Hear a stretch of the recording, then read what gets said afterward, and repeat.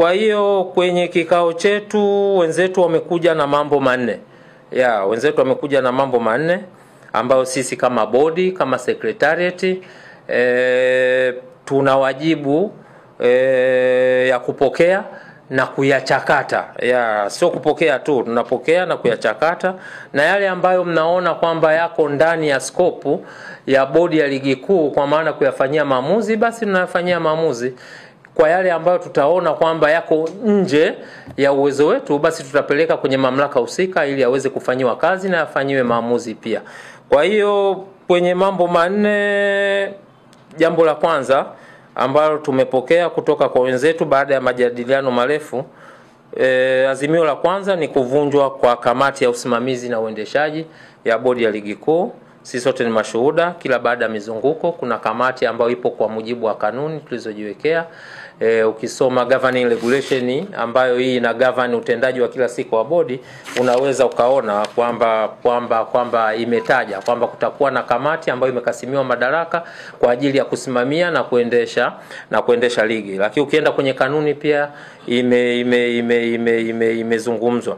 Kwa hiyo hilo lilikuwa ni ombi lao ama takwa lao ambalo wameliwasilisha leo.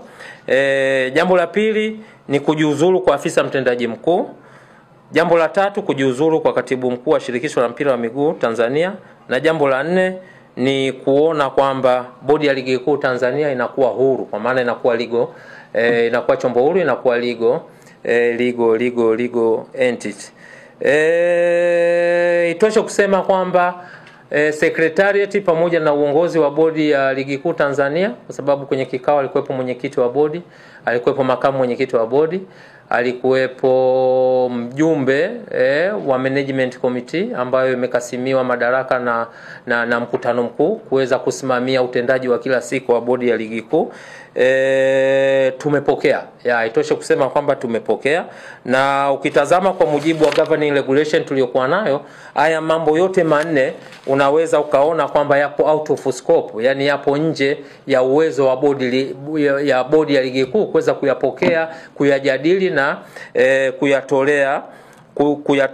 kuyatolea uamuzi.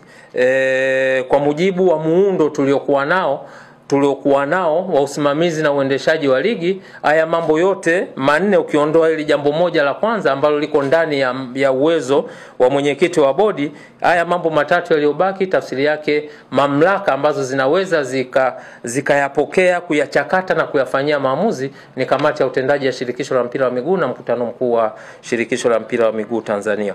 Kwa hiyo tumewaambia wenzetu kwamba tumeyapokea kwa nia njema, kwa nia ya kujenga, tutayawasilisha kwenye mamlaka husika ili yaweze kuyafanyia kazi, na baada ya hapo basi tutawajulisha kama ambavyo tulivyokutana leo na kujadili mambo yetu ya msingi. Kwa hiyo kwa ufupi sana, hayo ndio mambo ambayo tuliyajadili leo, na kama nilivyotangulia kusema kwamba sisi kwa haya waliyoleta, wajibu wetu ni kuyapokea. Tukiyapokea kwa sababu hatuna mandate nayo, yako nje ya uwezo wetu. Kwa hiyo kamati, bodi kwa maana ya secretariat, sasa tuna wajibu wa kuziandikia mamlaka zinazohusika kwa ajili ya kuyasilisha, kuyajadili na kuyafanyia maamuzi. Naomba kuwasilisha. Asante CEO na